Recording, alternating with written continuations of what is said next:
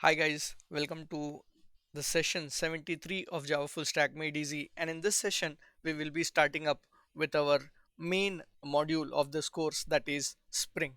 And obviously Spring is a framework, and that helps us develop application faster. Like we have seen couple of frameworks before this. We have seen Bootstrap as a framework for HTML and CSS. Using Bootstrap, it was much more easier for us to develop uh, design the web applications. Similarly, we have seen an Angular, which is the JavaScript framework. We have used Angular, uh, and Angular made life easy for us, which whatever we can do in JavaScript, we can do the same thing with Angular as well, but with a less amount of code. Similarly, Spring is also a Java framework. Now, using Spring, we can do a lot of Java things easier. Fine. So first of all, the question that comes up into our mind, one thing is that writing less code and achieving more is about Spring. And also one important thing, like first of all, we have to understand why do we need Spring. And Spring has certain modules, like Spring Core is a module, Spring Web is there, Spring Cloud is there, Spring Security, Spring Boot, which is most talked about module, and in Spring we create microservices and everything. So we will be discussing these modules in details, whereas now we will be talking about the concept of Spring Core. And let us understand the very first thing, that is, why do we need Spring? Why Spring, right? That should be our first question. Why do we need Spring, right? So let's first answer this question, why Spring is required, and then we can move on and create simple Spring Core project. Now you imagine you are working on a big Java project where there are multiple classes and classes depend on each other. Now without Spring, what you have to do is you have to manually create the objects everywhere. Now let us take an example. What we have is we have a interface called as vehicle, and obviously from this vehicle interface we will be having some classes, implemented. Now the classes that are implemented from this vehicle can be what, can be a car, can be a bike, or can be a bus, right? So now uh, consider this as a big Java project where multiple classes are there that depend on each other, and without Spring, we have to manually create the objects everywhere. For example, suppose if somebody wants to move, somebody wants to travel by any of this vehicle, so what we generally do, we write it something like this, right? Vehicle v equals to new car. So here we are deciding the traveler travels by what medium of travel, right? Like this, travel t is equal to new travel, and then he is traveling through this vehicle. Now if you pass in a car object, the traveler travels by car. If you pass in the bike object, the traveler travels by bike. And if you pass in the bus object, the traveler is traveling by bus. Fine. So when you create the objects, first of all, a lot of new keywords will be used, and you have to manage that object. So life cycle of the object will be managed by you. Then the concept of tight coupling comes into picture here, and the eager loading. The moment you create the objects are created, right? And Spring follows a concept called as lazy loading, where Spring decides when to create the object. Fine. And also there is no flexibility while doing this, and it is hard to change the implementation, and also it is hard to maintain. So what we generally do is we allow Spring to create the object. Fine. So Spring solves these all problem by using a concept called as IOC, that is inversion of control. Now if you want to understand the concept of IOC, that is inversion of control, IOC in simple words, you just understand it like, uh, instead of you creating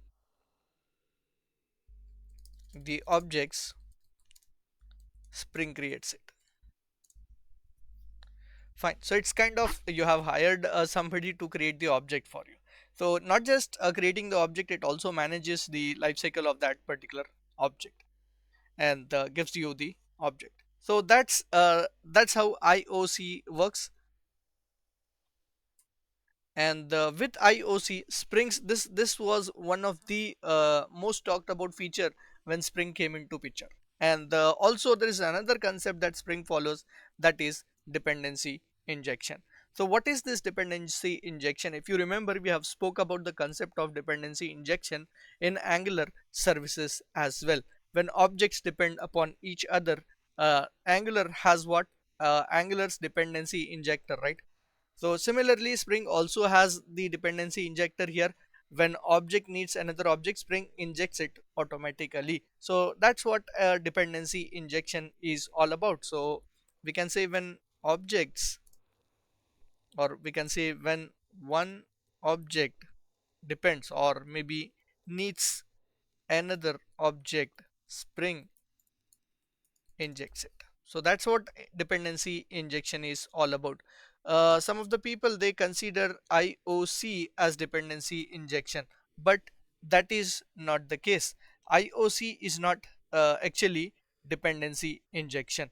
So you can consider it something like this: IOC will be equal to ordering food from Zomato, and dependency injection would be equal to the delivery guy bringing you the food, right? So that would be dependency injection. That means dependency injection is a way to achieve IOC.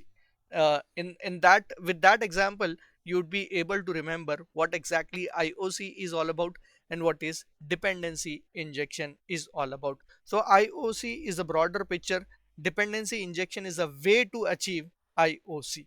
Okay, so now let us talk about the concept, like let us dive into the programming part of it and then see how are we going to achieve this concept of dependency injections, and how we are not going to use a new keyword to create the objects. Let Spring handle those objects and everything. So Spring basically came up with two type of configuration, that is XML based configuration and the Java based or annotation based configuration. So there are two type of configurations available into Spring: XML based configuration and Java based configuration. So initially we will start with the XML based configuration, and maybe you might see, you might feel that XML would be much more complicated for you.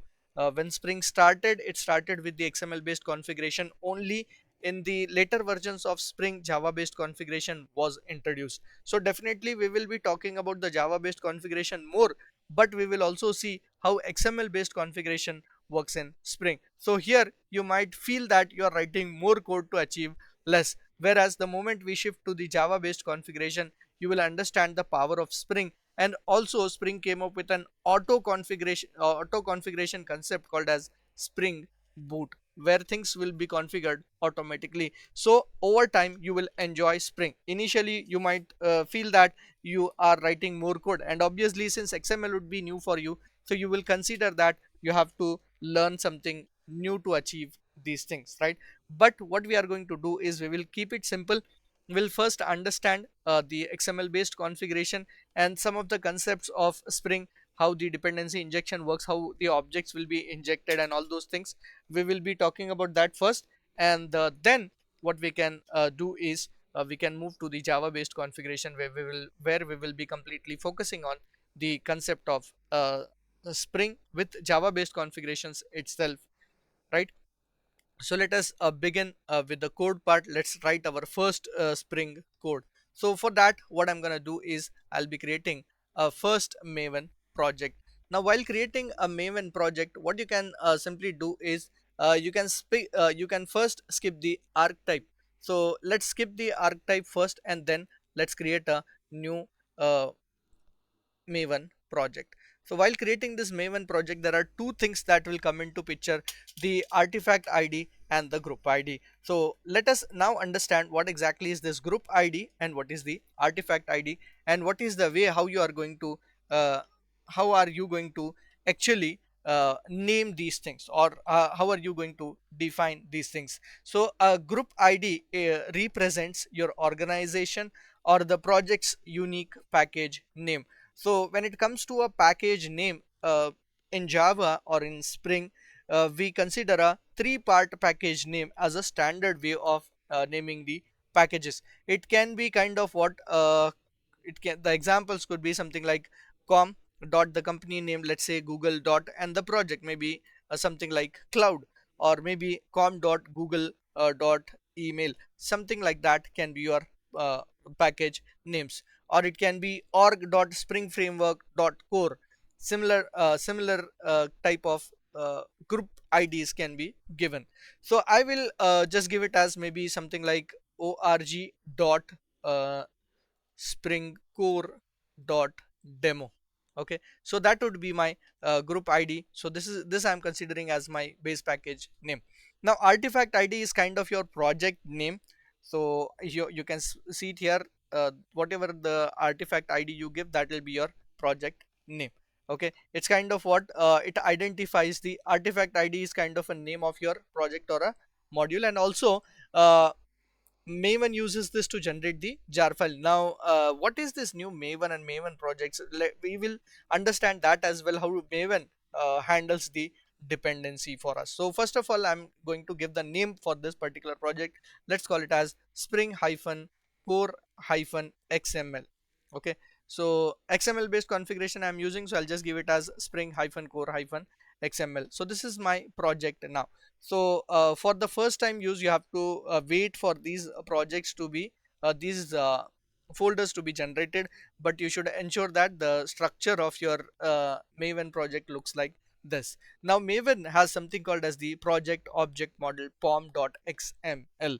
Now what is this pom.xml and how are we going to make use of this pom.xml? So this project object model pom.xml is actually a XML file that manages the dependency in your project. Now what is managing the dependency in our project is all about? See, whatever jar files that we will use, that means the dependencies that we are going to use from the third party. Java actually contains a few libraries. If I see the Java libraries, the jar files, if you remember, so these are the available jar files in Java that comes up with your Java installation itself. But while working with the Spring, we need these Spring dependencies as well. So what we have to actually do the traditional way is that you download the jar files and attach those jar files to your project. Now downloading the jar files and attaching that to our project would be difficult. Now why is it difficult? So let us understand the problems in that. First of all, we have to search for the jar file. Second thing is that when we are giving this particular project to the customer, we have to also provide the jar files to them. So while providing a project with the jar file would be difficult to the uh, customer. The reason for that is pretty simple. That is, jar files will be heavy. So if we give just the pom.xml, that jar files will be downloaded in their machine, and whatever jar files we have mentioned here, those things will be downloaded. So that is why we are making use of Maven as a dependency manager for us. Now what dependencies will be required for us? So there is one dedicated website for this Maven dependencies, that is MVN repository. So you can go for the Maven repository and search for any of the dependency that you like. So I want a Spring Core dependency. So I can simply type for the Spring Core and get the Spring Core dependency. So here I require two dependencies. One is the Spring Core, next one is the Spring Context. So whichever dependency is latest stable release, you can get that. And if suppose you're taking the I always encourage people to choose the one that is most downloaded, and that is one version less than the current one, because that would be the latest stable version. So let us download the Spring Core maybe 7 dependency, or maybe 6, or any dependency we can get. Let's get the 6.2 dependency. And you can see that you need to simply copy this and put it into your XML file. So that will actually download a Spring Core dependency for you. And this pom.xml, here we have to have a dependencies tag. So here comes the dependencies tag. Alright, so put that dependencies under the dependency tag. Now we have the core dependency. With the core dependency, we should also have another dependency for Spring, that is the Spring Context dependency. So two dependencies will be required. So I'll be searching for the Spring Context, and I'll go for the Spring Context dependency as well. Now since I have downloaded the Spring Core dependency 6.2.14, I will go for the same 6.2.14 dependency for this as well. So that the compatibility stays there. So I have now downloaded both the dependencies. So now after downloading both of these dependencies, now we can write our Spring code. So let us understand how are we going to now write the Spring code. What I'm gonna do is I will have this main package over here. So I'll be creating first a model class here. So if you remember, uh, what we have done is, while creating this particular project, we have given some group ID, right? So that is org dot, you can see it here. So while creating this particular project, we have given something like org.springcore.demo. So we will consider this as our base package, and we will follow the same thing over the period of time. Now the package name, I'd like to give the same package name with something called as model here. Fine. So I'm creating a model. Let's consider a model as book, or maybe as vehicle, car, or anything, some model we are going to create. So I'm creating a book model here. So let us create a model. So we know that a model class contains what? Contains the properties, and contains the getter setters, then contains the constructor using field, and all those stuff are included into our model. So let us first finish off our model. So let's create some properties, like maybe an ISBN. So in future, obviously, I'm going to reduce this as well, either by using the records that were introduced into Java uh, 15, or what I'm going to do is I will be using the Lombok dependency, which actually creates all the other stuff for us. Okay. So as for now, I'm writing this boilerplate, so need not worry, in future we will be reducing that as well. So name of the book and the ISBN for this book, and we know that this properties has to be private. So I'm gonna create the private name and the private ISBN. Then we know that we need a default constructor, so let us generate the default constructor.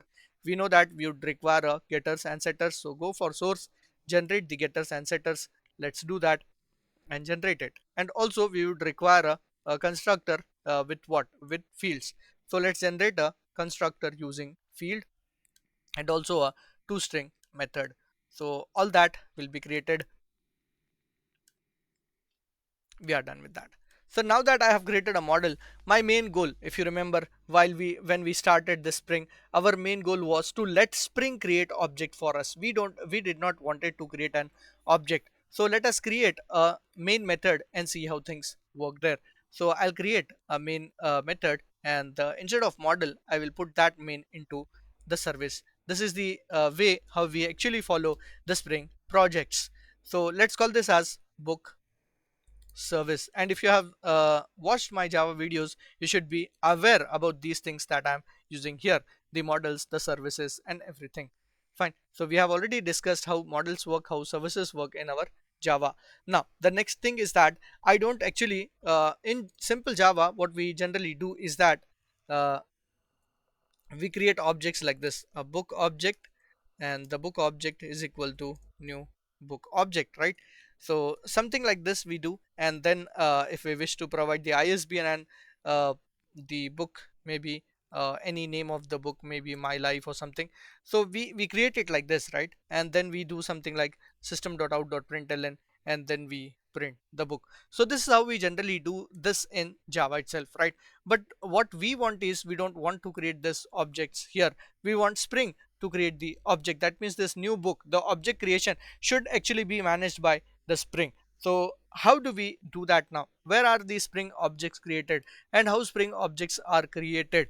So in Spring, you have to understand one thing, that is objects are called as beans. So wherever I say is bean, it is, I'm referring to an object itself. Okay. And in Java, objects are referred to as beans, or the model classes, you can consider them as pojos, that is plain old Java objects. So whenever you hear these terms like pojos or models or entities or beans, they all refer to what? They all refer to a model class.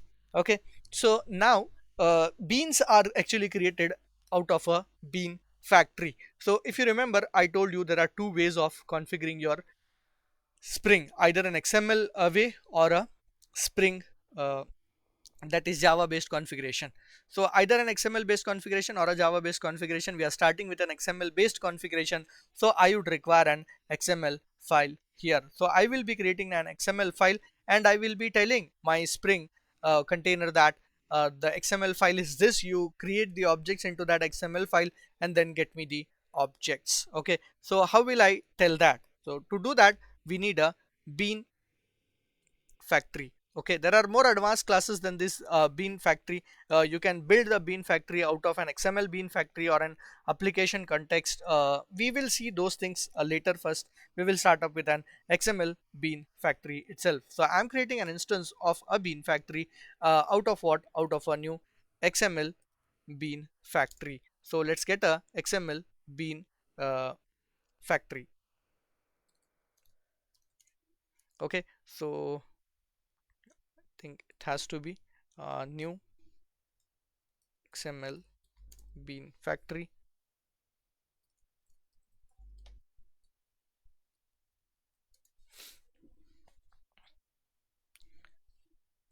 So let's now, I think that is in this particular version bean factory is not there, so let's remove this version as for now, or we will go for the more advanced one.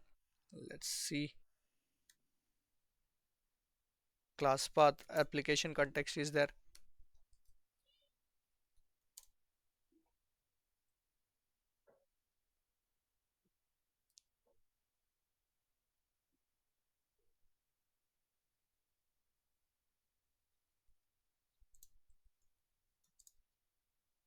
Yeah, class path XML application context is there, so we will be using that. And here we have to specify the XML file name, so which is gonna be spring.xml in our case. It can be anything, you can give any file name, so I'm giving it as spring.xml. Now I'm creating a bean factory out of a class path XML application context, and then what I will do is I will say this book that I have, so book will be equal to, from the factory I am creating the bean, so I'll say factory dot get bean. So when I'm saying a bean, there can be multiple beans into a factory. So what type of bean I want? I want a book type of bean, so I'll be just writing it as book class. Now by doing that, I should now say system.out.println and then the book. All the details about the book has to be taken. But where is the bean created? The bean has to be created under an XML file. So this was painful when XML was introduced. So let us first do that, and then in Java based configuration we will resolve this problem as well, where we will be not writing this XML files anymore. So let's create an XML file. Let's call it as spring.xml. So I'll name it as spring.xml. So we'll be creating this particular file, and in the spring.xml file I have a sample schemas created. So I'll be taking this, I'll be passing you this as well, which are just the schemas that would be required for us to create the beans in here. So now that I have created that, let us now configure our beans. That means let us create the book bean here. How do we do that? We need a bean tag for that, and then we have to specify the ID of the bean. The ID of the bean is nothing but this, the ID of this bean, right? It's nothing but the object name.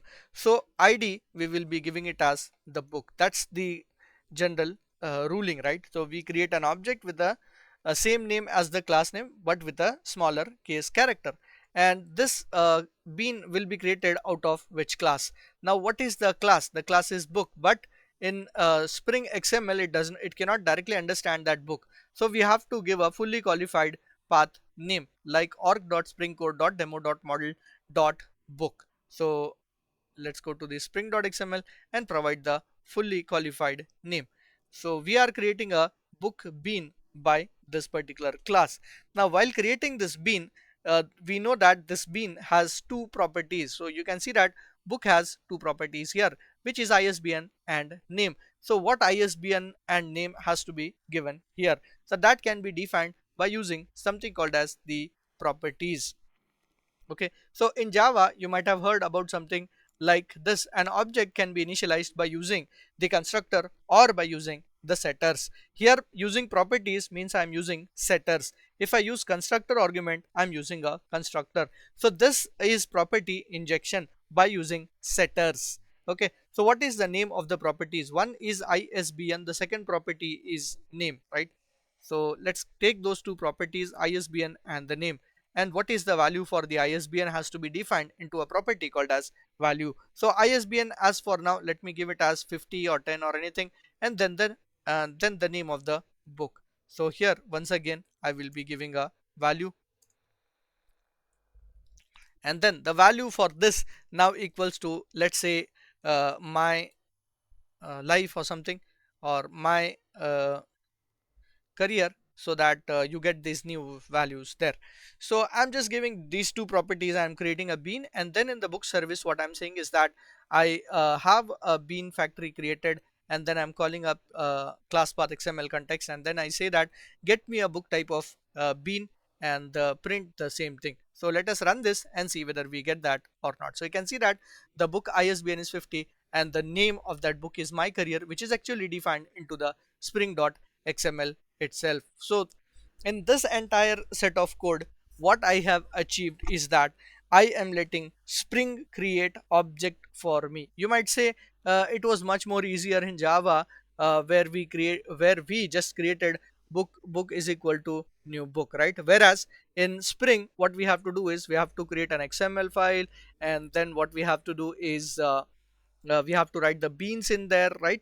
So a lot of things has to be done, but the thing is that we started our Spring with a main problem, that is imagining a big Java project where multiple classes depend on each other. Without Spring, you have to manually create the objects everywhere, whereas with Spring is going to create the objects. And as I told you initially, you might find it difficult to create beans in spring.xml and then get those beans and create these factories and everything. But as the time progresses, you can you can skip this entire XML file will not be required. When we go for a Java based configuration, you will not even require all these stuff. When you go for a Java based configuration and Spring Boot, you will not write any of this line. You can simply just write annotations, and your Spring is gonna create objects for you. So in future, this is gonna be much more easier than what it looks like now. So in this example, what we have done is we have created a bean, and also we have injected this bean through we have actually injected the setters to this particular bean. Properties, whenever you write properties, it is like a setter injection. In our next session, we will see how do we perform a constructor injection, how do we perform a bean injection, that means if beans are dependent on each other, how one bean can call another bean. This is about the setup of Spring, and in the next session we will be talking about more of the code part. So I hope you are enjoying in the series. If you have any questions on this, you can always reach out to me on my LinkedIn, and if you are liking in the series, subscribe to my channel, and I will see you in the next video.